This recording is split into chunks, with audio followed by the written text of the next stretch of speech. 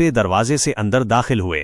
अंदर दाखिल होते ही ठंडी हवा का झोंका आया और उनके चिराग बुझ गए। मगर हैरत की बात यह थी कि हवेली की दीवार पर लटका एक पुराना लालटीन खुद बखुद जल उठा। उसकी रोशनी में उन्होंने देखा कि दीवारों पर पुराने खून के धब्बे हैं और दरमियान में लकड़ी की पुरानी कुर्सी रखी है, वही कुर्सी जिस पर कभी बाबा फरीद बैठा करते थे।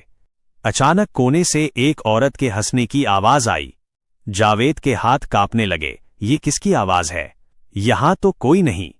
वो तीनों पीछे हटे ही थे कि दीवार पर एक काला साया रेंगता दिखाई दिया। इसके बाजू गैर मामूली तौर पर लंबे थे और टांगे टेढ़ी। वसीम ने जल्दी से टार्च जलाई तो वो साया एक खौफनाक चीख मारकर छत पर चढ़ गया। इसी दौरान अली के कदम खुद बखुद हवेली के पिछले कमरे की तरफ बढ़ने लगे। उसके चेहरे पर अजीब सी बेहोशी छा गई थी। कमरे में एक पुराना आईना रखा था। जब अली ने इसमें देखा तो उसे अपना अक्स नजर नहीं आया, बल्कि बाबा फरीद खड़े थे, आंखें सुर्ख, चेहरा जला हुआ और लब हिल रहे थे। ये मेरी हवेली है। जो यहां आया वो वापस नहीं जा सका। दरवाजे खुद बखुद बंद हो गए। वसीम और जावेद ने भागने की कोशिश की, मगर दीवारों से काले साए निकलकर उनके रास्ते में आ गए। इन साए की आंखें दहकते अंगारों की तरह जल रही थीं।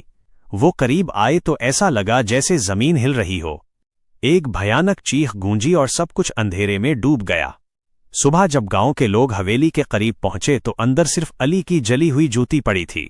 वसीम और जावेद का कुछ सुराग न मिला। लोग कहते हैं कि इन तीनों की रूहें भी अब बाबा फरीद के साथ इस हवेली में कैद हो गई हैं। आज भी रात के वक्त हवेली की छत पर चिराग जलता है, दीवारों से हंसी की आवाजें आती हैं और कोई ना कोई साया झुलमुलाता दिखाई देता है। गांव वाले अब भी वहां जाने से डरते हैं। अगर कहानी पसंद आई तो लाइक करें, शेयर करें और हमें बताएं, क्या आपके गांव में ऐसी हवेली या घर है? अपना ख्याल रखिएगा। शुक्रिया। अल्लाह हाफिज।